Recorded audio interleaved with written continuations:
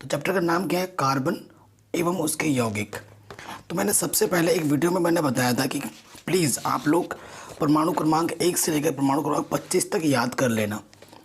बोला था ना, जैसे कि परमाणु क्रमांक ऐसे इस तरह मैंने लिखा था, इधर मैंने लिखा था परमाणु क्रमांक, ठीक है। इधर मैंने लिखा था तत्व का नाम और इधर मैंने लिखा था प्रतीक। याद आ रहा है आपको? अगर आपने मेरे पहले की वीडियो देखे हैं तो आपको पता होगा, नहीं देखा है तो देख सकते हैं, लिंक में डाल दूंगा जैसे डिस्क्रिप्शन में। जैसे कि परमाणु क्रमांक 1, तत्व का नाम क्या होता है? हाइड्रोजन।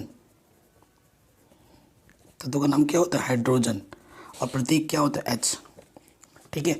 उसके बाद क्या आता है? हीलियम। परमाणु क्रमांक उसका 2 होता है, प्रतीक उसका होता है He। इस तरीके से याद करने के लिए बोला था मैंने 25 तक, ठीक है। इसकी बहुत ज़रूरत है। और मैंने आपको एक बताया था कि हर एक तत्व क्या सोचता है कि मैं निष्क्रिय हो जाऊं। जैसे इंसान सोचता है कि मैं अमीर हो जाऊं ताकि मेरे को काम करना ना पड़े, वैसे ही हर एक चीज़ का नेचर ही यही ऐसा होता है, प्रकृति ही ऐसी बनी हुई है। तो हर एक तत्व सोचता है कि मेरे बाहर के ना इलेक्ट्रॉन पूरे हो जाए और मैं फिर काम करना बंद कर दूँ, यानी कि रिएक्शन करना बंद कर दूँ, ठीक। सो हर इलेक्ट्रॉन सोचता है कि मेरे बाहर ना एक नियम होता है, अष्टक नियम। एक नियम क्या होता है? अष्टक नियम। ये आपने चैप्टर नंबर 3 में पढ़ा होगा, अष्टक नियम। इस नियम को ये फुलफिल करने का प्रयत्न करता है कि बाहर मेरे 8 इलेक्ट्रॉन पूरे हो जाएं। और 8 इलेक्ट्रॉन जब पूरे हो जाते हैं ना, तो वो उसके जो अभिक्रिया करना नहीं चाहता, फिर उसका अष्टक पूरे हो गए, फिर वो काम करना बंद कर देते हैं, ठीक है। तो ऐसे तत्व जिसके अष्टक पूर्ण होते हैं उन्हें हम अक्रिय तत्व कहते हैं या निष्क्रिय तत्व कहते हैं, ठीक है। मतलब वो काम नहीं करना चाहते हैं, वो मतलब बहुत ज़्यादा रिच माने जाते हैं। ऐसे तत्व जिनके अष्टक पूर्ण होते हैं वो अक्रिय तत्व कहलाते हैं, आप लिख सकते हो शॉर्ट में। लेकिन एक तत्व ऐसा भी है जिसके अष्टक पूर्ण ना होते हुए भी वो सबसे अक्रिय है, और उस तत्व का नाम क्या है? हीलियम। उस तत्व का नाम क्या है? हीलियम। हीलियम के बाहरी कक्ष में 2 होते हैं, ये सबसे छोटा तत्व है जिसके अष्टक पूर्ण ना होने के बावजूद भी ये क्या है? अक्रिय तत्व है। मतलब इसके बाहरी कक्ष पूर्ण है, क्योंकि कक्षों को पूर्ण करने का जो नियम होता है, ये प्रथम कक्ष है n बराबर 1, ये द्वितीय कक्ष है n बराबर 2, ये तृतीय कक्ष है n बराबर 3। कक्षकों को भरने का जो नियम होता है ना, भरने का नियम, ऐसे आम भाषा में लिखवा रहा हूँ मैं ताकि आप समझ पाए आराम से।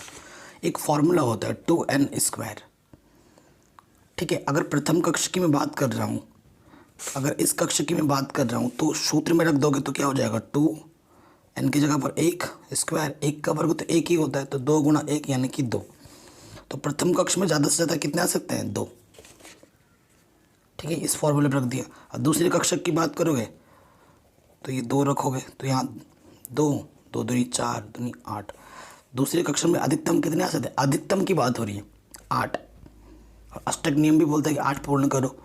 और n बराबर 3 रखोगे तो तीसरे का मिलेगा, फिर n बराबर 4 रखोगे तो अधिकतम चौथे का मिलेगा। लेकिन नियम होती है अष्टक। अगर अष्टक पूर्ण होते हैं ना तो उसे अक्रिय तत्व की श्रेणी में गिना जाता है।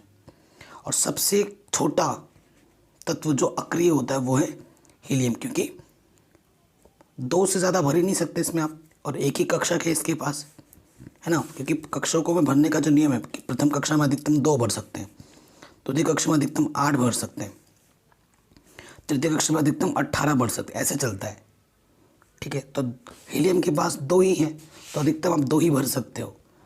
ये बहुत ज़रूरी है इसको समझना, ठीक है। तो सबसे छोटा तत्व जो अक्रिय होता है वो है हीलियम। और हाइड्रोजन क्या सोचता है?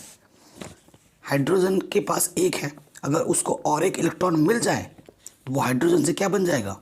हीलियम। और वो फिर क्या हो जाएगा? अमीर बन जाएगा, यानी कि हीलियम बन जाएगा, अक्रिय हो जाएगा, ठीक है। तो हर एक तत्व ना आबंध बनाने का सोचता है। क्या बनाने का सोचता है? आबंध। अभी हम पढ़ेंगे आबंध के बारे में। आबंध को अंग्रेजी में बॉन्ड बोला जाता है। बॉन्ड कई तरह के पढ़ोगे आप पढ़ोगे 3 तरह के बॉन्ड, ठीक है। ये अंग्रेजी में सिंगल बॉन्ड, फिर बोलते हैं डबल बॉन्ड, फिर फिर बोलते हैं ट्रिपल बॉन्ड। 3 तरीके के बॉन्ड होते हैं, ठीक है। Single bond, double bond, triple bond. Bond मतलब आबंध। सिंगल का मतलब होता है एकल, एकल बंध, द्विबंध,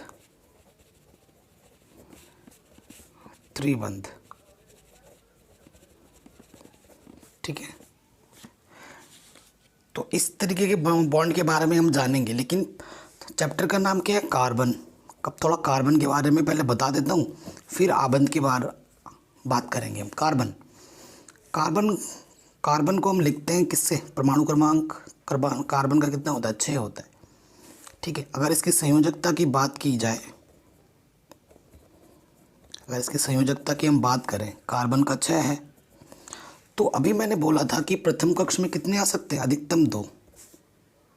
प्रथम कक्ष में अधिकतम 2 आ सकते हैं। इस 2 को 6 से घटाओ, 6 में से 2 जाएगा तो 4। और द्वितीय कक्ष में अधिकतम कितने आ सकते हैं? 4। अगर मैं इसको बनाऊं, ये ऑक्सीजन कार्बन है ना, ये मैं इधर बनाता हूँ। ये पहला प्रथम कक्ष ज़्यादा छोटा बन गया था ना, ये इसके बाद द्वितीय कक्ष, क्योंकि 2 ही है, 1 2। तो प्रथम कक्ष में कितने आ सकते हैं? अधिकतम 2। और कितने आ सकते हैं? 4, ठीक है। तो इसके बाहरी कक्ष में कितने हैं? 1 2 3 4, ठीक है। तो कार्बन की चतुसंयोजकता होती है। कितनी संयोजकता होती है? चतुसंयोजकता, क्योंकि बाहर में कितने इलेक्ट्रॉन है? 4 इलेक्ट्रॉन है। तो कार्बन सोचता है कि मेरे को और 4 मिल जाए तो मेरे अष्टक पूर्ण हो जाएंगे, बाहर 8 इलेक्ट्रॉन हो जाएंगे और फिर मैं निष्क्रिय हो जाऊंगा, सोचता है। तो चतुसंयुक्त क्यों होती है? क्योंकि इसके बाहर में कितने इलेक्ट्रॉन है? 4 इलेक्ट्रॉन है, क्योंकि परमाणु क्रमांक 6